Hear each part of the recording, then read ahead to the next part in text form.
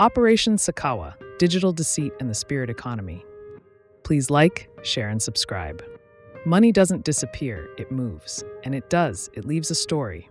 They said it was tradition, a cultural rite, a spiritual awakening. But behind the incense smoke and late-night chants was something else. A new kind of crime, one that mixed ancient rituals with digital precision. They called it Sakawa, a West African blend of cyber fraud, spiritual belief, and greed. And beneath it, a billion-dollar industry run through laptops, TikTok, and the promises of dark money gods. This is Follow the Funds, and today we crack open Operation Sakawa, the case that exposed Ghana's ghost economy, the ritual of the scam. It begins not with code, but with belief. In Ghana, Nigeria, and parts of Togo, the Sakawa movement emerged in the late 1990s. At first, it was whispered, a scammer's superstition. But soon it became a full-blown identity. Young men, some as young as 17, were told that internet scams work better when blessed. So they turned to juju priests, ritual altars, and spiritual contracts. They offered animal sacrifices, abstinence from bathing or sex, or wore amulets believed to hypnotize their victims. The goal? Unlock spiritual favor to make the scam work faster. But this wasn't just folklore. It was a business, one fueled by fake investment apps, romance scams, lottery emails, and deepfake video calls. They called it Blood Money 2.0. And it worked. Inside the Sakawa economy, by 2020, Sakawa had become more than crime. It was a lifestyle. Sakawa Boys drove Benzes, flaunted bundles of cash on Snapchat, and built shrines in luxury apartments. They launched fake Forex platforms, created crypto coins with no backend, and ran money-doubling scams using doctored Western Union receipts. One of the most notorious scams involved a fake online charity targeting European retirees, a romance ring posing as UN peacekeepers, and a fake African central bank website that appeared in Google search results.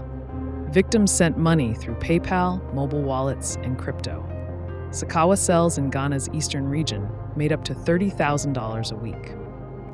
And behind the screen, spiritual contracts promising never to get caught. But that's where they were wrong. The investigation unfolds. They weren't just chasing scammers. They were chasing shadows, encrypted phones, SIM swaps, and rituals. In 2021, Ghana's CID teamed up with Interpol, the FBI, and Nigeria's EFCC. They launched Operation Sakawa, a cyber and cultural fraud crackdown. They tracked VPNs routing through Canada, mobile money accounts tied to 60-plus aliases, crypto wallets that bounced funds through mixers in Seychelles and Malta. In Kumasi and Kasoa, they raided cyber fraud apartments, dozens of laptops, 100-plus fake passports, ritual tools, goat blood, salt rings, incantation books, and influencer guides like how to keep a mugu, slang for victim. One popular TikToker was arrested for teaching ritual scams in live streams. The message was clear. This wasn't just a trend, it was organized cybercrime. Consequences and crackdown. Over 85 suspects were arrested. Charges included wire fraud, identity theft, spiritual coercion, and criminal syndicate activity.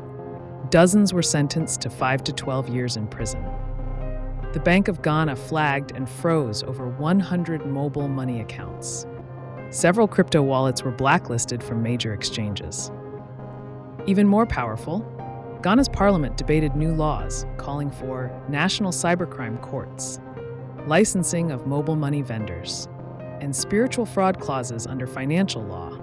Because this wasn't just cybercrime, it was cultural corruption, monetized. The global connection. Interpol followed the trail to Europe and Asia. Victims in Austria, funds laundered in Cyprus. Spiritual consultants in Dubai. One French retiree had lost 180,000 euros to a Sakawa scam that began on Facebook. She never met her lover, only heard his voice, prayed with him, and wired him cash. The scammer? A 19-year-old from Accra, using a voice changer and prayer lines downloaded from YouTube. Lessons learned. Operation Sakawa isn't just a Ghanaian story. It's a warning. Lesson 1. When poverty meets belief and both meet broadband, the result is explosive. Lesson 2. Regulating tech isn't enough. Culture adapts faster. Lesson 3. You can't scam your way to peace. It always ends with a knock at the door. Because even in spiritual fraud, the money always leaves a trail. They called it a blessing, but it was a fraud. And like all scams, it left evidence, receipts, and ruined lives. This was Operation Sakawa. And remember, the money always leaves a trail if you know where to look. Thank you for watching. Please like, share, and subscribe.